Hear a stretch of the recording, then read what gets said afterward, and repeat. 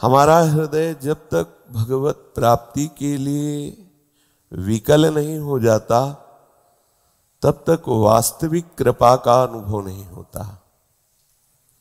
जो प्रभु की अहेतुकी कृपा हम पर है वो तब तक अनुभव में नहीं आती जब तक हमारे हृदय में व्याकुलता प्रकट नहीं होती। साधक एक उद्देश्य शून्य, लक्ष्य से भ्रमित और विषय समाज से प्रफुल्लित, ऐसी भावना बिगड़ चुकी है। हम लक्ष्य से भ्रमित हो रहे हैं और विषय समुदाय से प्रफुल्लित होना चाहते हैं, आनंदित होना चाहते हैं। कितनी बार चर्चा की गई, कितनी बार इस विषय पर सूक्ष्मता से विचार किया गया, फिर उसको बोला गया, पर अपने लोग उसे हृदय में उतारते नहीं हैं। सब में ऐसा नहीं है कि सब लक्ष्य से भ्रमित हैं, पर सब लक्ष्य से युक्त क्यों नहीं हो पा रहे हैं। ये पीड़ा हृदय में है कि हमारा हृदय व्याकुलता से युक्त क्यों नहीं हो रहा, विरह से युक्त क्यों नहीं हो रहा, हमारा हृदय इतना अशांत क्यों नहीं हो रहा है कि हमें जीना मुश्किल हो जाए। ये हमें चाहिए, हमें इतनी अशांति चाहिए जो केवल प्रभु की प्राप्ति में ही हमारा हृदय शीतल हो। किसी और विषय से, व्यक्ति से, वस्तु से, स्थान से हमारा हृदय शीतल ना हो, जले हम। हमारा हृदय ऐसा व्याकुल हो, ऐसा अशांत हो, ऐसा क्लिष्ट हो कि केवल प्रिया प्रीतम के मिलन से ही वो शांत होगा। ऐसी क्यों धारणा नहीं बन रही, क्यों ऐसी व्याकुलता नहीं उठ रही है। श्रीधाम वृंदावन का आश्रय, वृंदावन का वास है, रसिकों का संग है, वाणी का गायन आदि है, पर हृदय में व्याकुलता दिखाई नहीं देती। एक जो लगन, एक जो तड़पन, वो दिखाई नहीं दे रही। कहीं साधक को ऐसा आदेश देना पड़े कि आप 4 बजे उठिए, ये तो अच्छा ही नहीं है, क्योंकि साधक वही है जो खुद जलता रहता है, बेचैन रहता है भगवत प्राप्ति के लिए, भगवत तत्व के बोध के लिए। उसके हृदय में ऐसा अभाव खटकता रहता है कि उसे उचित केवल बेहोशी सी नींद आ जाए तो आ जाए, नहीं वो व्याकुल होकर भजन में तन्मयता प्राप्त करने के लिए कभी चैन से सोता नहीं है। उसे कुछ अच्छा नहीं लगता है, पर अपनी तो दशा ही कुछ अलग है। अपने लोग तो आदेश देने पर भी प्रमाद स्थिति को धारण किए हुए हैं। ये उत्तम बात नहीं है। आप अपने जीवन के साथ खिलवाड़ ना कीजिए। बहुत बढ़िया आपको अवसर मिला है और इस अवसर को सार्थक कर लीजिए। श्री जी से हमारा हृदय, हमारे नेत्र, हमारी मनोवृत्तियां पूर्ण जुड़ जाएं। कोई भी एक वृत्ति ऐसी ना रहे जो प्रिया प्रीतम से बिलग हो। रोज यही चर्चा करते हैं, रोज यही पीड़ा है हृदय में। यदि आपका भजन परिपक्व नहीं हो रहा, आपका भजन तन्मयता नहीं, उन्मत्तता नहीं ला रहा, तो फिर रंग क्या चढ़ा। हम भक्ति मार्ग के उपासक हैं, प्रेम मार्ग के उपासक हैं। हमारे हृदय में कुछ तो व्याकुलता होनी चाहिए। वो व्याकुलता मुखारविंद में झलकती है। जिसके हृदय में प्रभु से मिलन की व्याकुलता होती है, वो कितना भी गुप्त रहना चाहे वो गुप्त नहीं रह पाता। चलो विषयी पुरुष ना पहचान पावे, पर भगवत मार्ग के पथिक जनों की दृष्टि पड़ते ही पता चल जाता है आपका हृदय प्रभु के अभाव में तड़प रहा है कि नहीं तड़प रहा है। वो चेहरे से पता चलता है। आपका मुख का तेज, मुख की आभा वो बताती है आप कितने भजन में डूबे हुए हैं, आप कितने अध्यात्म पथ के पथिक हैं। तो आप अपने साथ धोखा ना कीजिए। आप मन और इंद्रियों के विलास को अपना सुख मान करके जो आप अपने जीवन धारा को इस महान प्रेम रसामृत सिंधु में मिलाने के लिए व्याकुल नहीं है, ये आपकी कमी है। आप इसे सुधार लीजिए। हमने महापुरुषों से सुना है और जीवन में अनुभव भी किया है, प्रातःकालीन जो भजन होता है वो बहुत रामबाण औषधि है। बार बार इसलिए कह रहे हैं कि आप बैठा लिए इस बात को। यदि हम बहुत जल्दी नहीं उठ सकते, 2 बजे नहीं उठ सकते, 3 बजे नहीं उठ सकते, तो 4 बजे सब उठ जाओ। जो बेचारे रात्रि में सर्विस करते हैं आदि आदि, तो प्रणाम है, भगवान कृपा करें उनका भी भजन बने। पर अपने लोगों को जिनको केवल भजन के लिए अवसर दे दिया प्रभु ने, कोई जिम्मेवारी नहीं, एकमात्र केवल भजन, तो आप तो ब्रह्म मुहूर्त में उठ जाएं। आप ब्रह्म मुहूर्त में उठ करके श्री श्यामा श्याम के अनुराग रस में डूबने के लिए व्याकुल होकर भजन करें। नींद कैसे आ जाती है? नींद यही समझ में नहीं आता कि साधक भजन में बैठता है तो उसे नींद आ जाती, कैसे आ जाती है? कैसे आ जाती है? सोचो, हमारे प्रीतम हमसे मिले नहीं, हमें नींद सतावे, हमें आलस्य सतावे। आश्चर्य है, कैसे साधना हो रही, कैसी उपासना हो रही। बोले हमें नींद आ जाती है, हम सो जाते। कैसे नींद आ गई? अरे नींद के लिए लेटो की आ जाए तो वो नहीं आती है। कितने ऐसे महापुरुष हुए जिनकी जीवनी देखी, पढ़ी, उनका संग किया, ऐसे भी संत मिले। कुछ क्षण के लिए देखा कि वो केवल शयन मुद्रा में आसन में बैठे हुए देखा। देखो, बिना तन्मयता के वस्तु का बोध नहीं होता, चाहे जितना प्रवचन कर लो, चाहे जितना प्रवचन सुन लो। ये वस्तु का बोध प्रवचन करने से या प्रवचन सुनने से नहीं होता, उसका मनन करके आचरण में उतारने से होता है। उपनिषद शास्त्र सब एक स्वर में कह रहे हैं, पर निराशा सी लगती है। क्या करे, क्या करे जो साधक भगवत प्राप्ति के लिए व्याकुल हो? क्या करे, क्या उपाय करे? रोज सूक्ष्मता से विचार करके उन बात को, और हमारी एक दिनचर्या बन गई सुनाना, और आपकी दिनचर्या बन गई सुनना। खत्म हो गया 2 घंटे का प्रोग्राम, अब मौज मस्ती। ऐसा नहीं, जब तक प्रभु ना मिले तब तक क्या मौज मस्ती। हर समय व्याकुलता पूर्वक पुकारन। कैसे आएगा? कभी कभी बहुत हम हार जाते हैं, कैसे आएगा? क्योंकि ये बात केवल आपसे होनी है, केवल आपसे। आप यदि तन्मय नहीं होंगे, आप व्याकुल नहीं होंगे, आप अपना सहयोग नहीं करेंगे, आप अभाव पैदा नहीं करेंगे प्रभु का, तो ये सब एक खिलवाड़ मात्र होता रहेगा, बात बनेगी नहीं। आपके अंदर अभी यहीं बैठे हैं, गृहस्थ हैं, 3 बजे तक उनकी परिक्रमा हो जाती है वृंदावन की, गृहस्थ है। आप घर में देखो, जैसे मंदिर में ठाकुर विराजमान, ऐसे उनके घर में विराजमान। उनके घर में गए, देखा पूरा परिवार वैष्णव, कैसे बड़ा आनंद आया, हृदय एकदम उमग पड़ा उनको देखकर। बच्चे, पत्नी, सब कीर्तन परायण, भगवत कथा परायण, और पूरा घर क्या साक्षात मंदिर है, और सब भगवत मार्ग के पथिक, और सब वैसे एक गृहस्थी में रह रहे, बेटा, बेटी, पत्नी और स्वयं, और भजन परायण। कितना अच्छा लगा। देखो, वो गृहस्थ है। 3 बजे जब हम परिक्रमा उठाए तो देखा उनकी परिक्रमा पूरी हो रही है।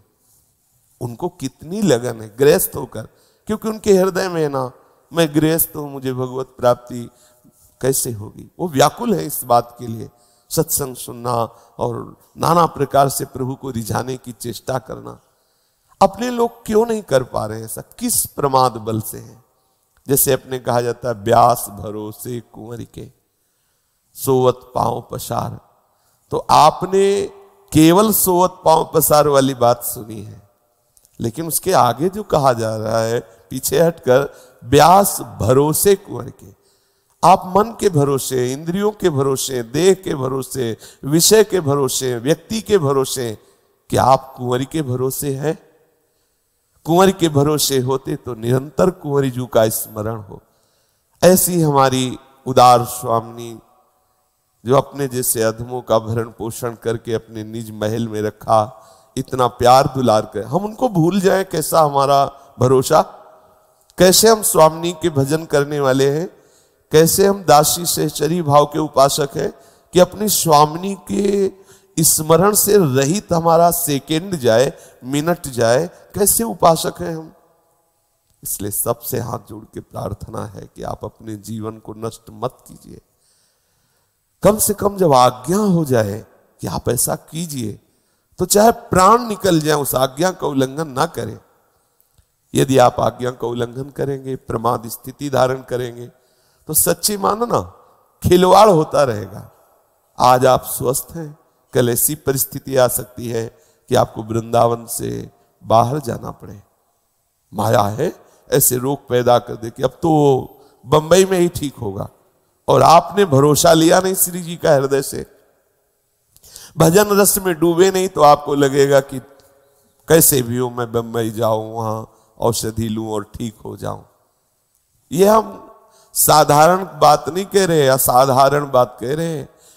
बहुत वर्षों तक सोहनी सेवा कुंज में की, बाहरी संबंध बने रहे, बाहरी आश्रय कहीं ना कहीं बना रहा, बस एक छोटे से रोग के लिए बाहर गए और वहीं शरीर पूरा हो गया।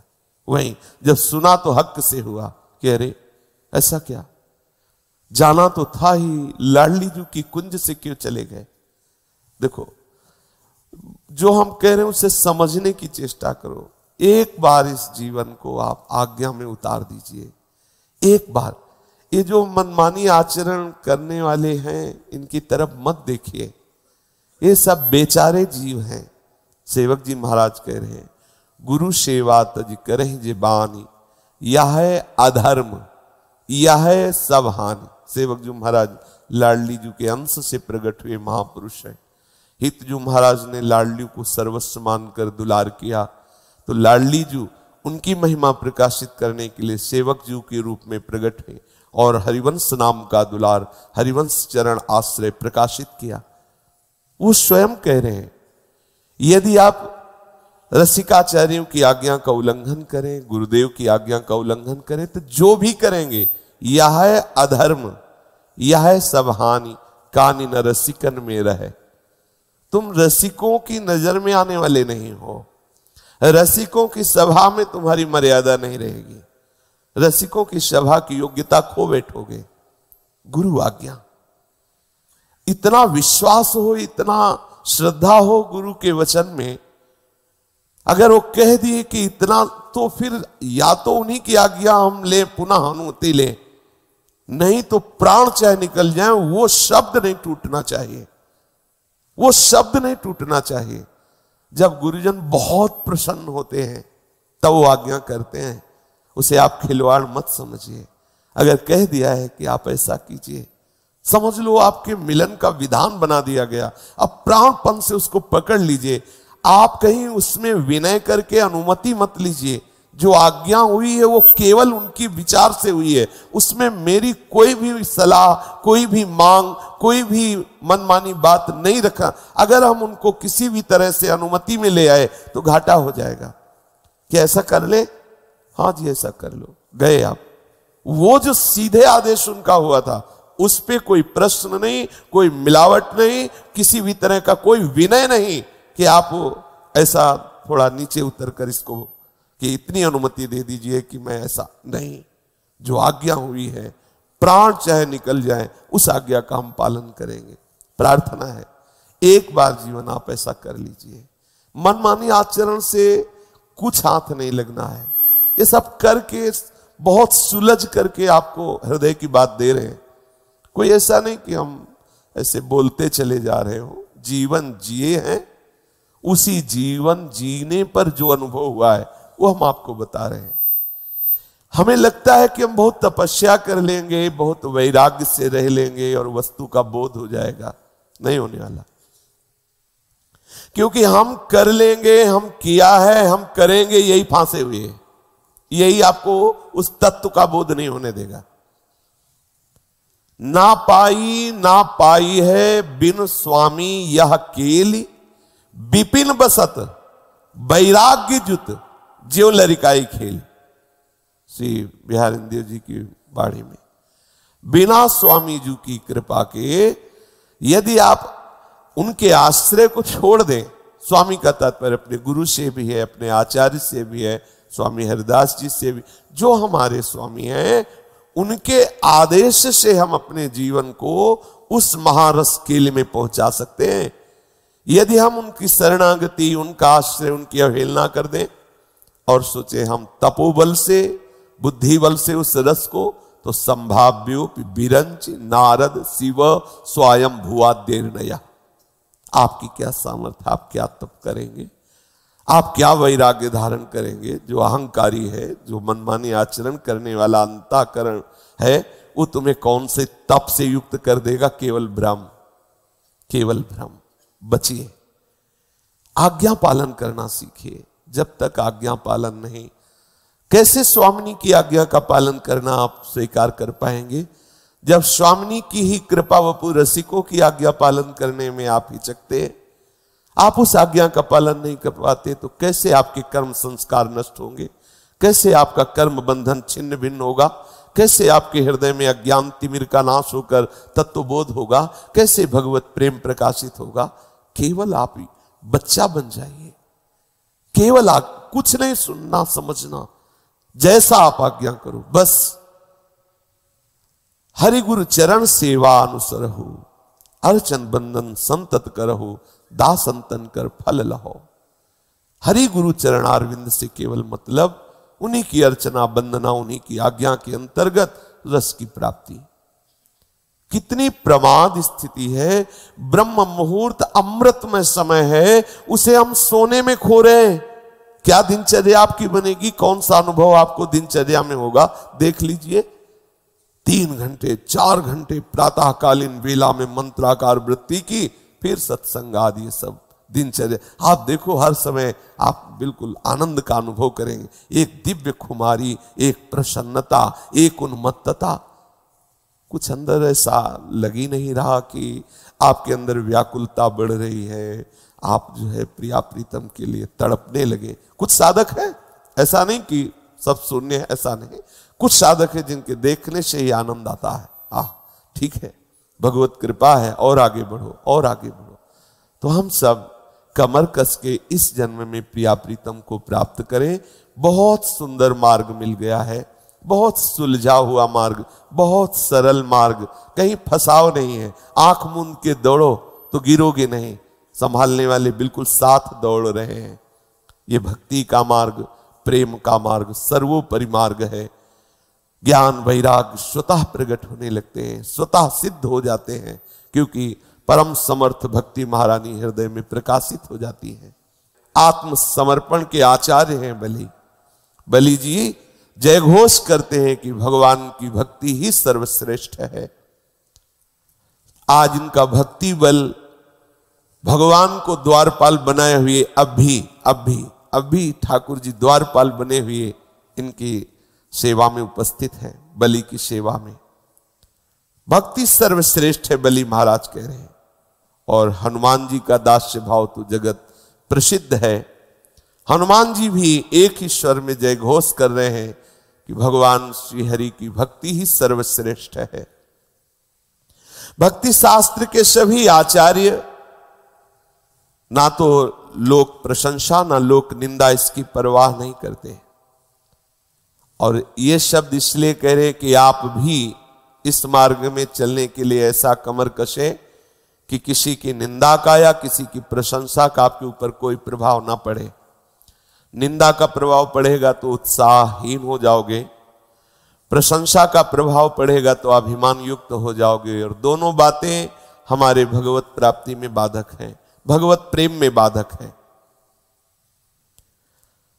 अपने जीवन में इन महापुरुषों ने हर सिद्धांतों को देखा है, फिर देखा कि जो भक्ति के द्वारा प्राप्त हुआ वो किसी सिद्धांत से नहीं। इतने ज्ञानी उद्धव जी हैं कि भगवान श्री कृष्ण सलाह लेते हैं उद्धव जी से। कोई भी सलाह उद्धव जी से लेते हैं।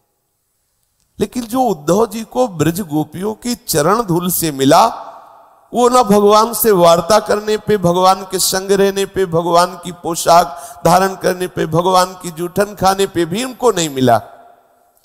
बृहस्पति जी परम ज्ञानी महापुरुष देव गुरु हैं, उनके द्वारा शिक्षा हुई, वो सुख नहीं मिला जो ब्रज गोपियों की चरण धूलि में मिला। इसलिए सर्वश्रेष्ठ भक्ति है। ये बड़े बड़े महापुरुष हर सिद्धांत को जानते हैं, हर सिद्धांत का अनुभव किया है। जैसे सेवक जी महाराज कह रहे हैं, देखे सवय अवतार भजी, तहां तहां मन तैसो न जाई। हमने देखा है सब उपासना करके। क्या सेवक जी महाराज निकुंज रस के सिद्धांत का वर्णन करते हैं तो क्या वेदांत का नहीं ज्ञान है? पूर्ण ज्ञान कह रहे। श्री हरिवंश जो तत्व अभेदम, श्री हरिवंश विदिति विधि वेदम, श्री हरिवंश जो तत्व अभेदम, आत्मा हरिवंश प्रगट परमानंद, ये सब वेदांत ही तो है। अनुभव करके महापुरुषों ने हर उपासना, हर सिद्धांत को अनुभव किया, तब निश्चय किया सर्वश्रेष्ठ भक्ति, जिसके हृदय में करुणा निधान, आनंद समुद्र, गुण समुद्र, सौंदर्य समुद्र, प्रभु के चरणारविंद की भक्ति आ गई, वो पूर्ण है।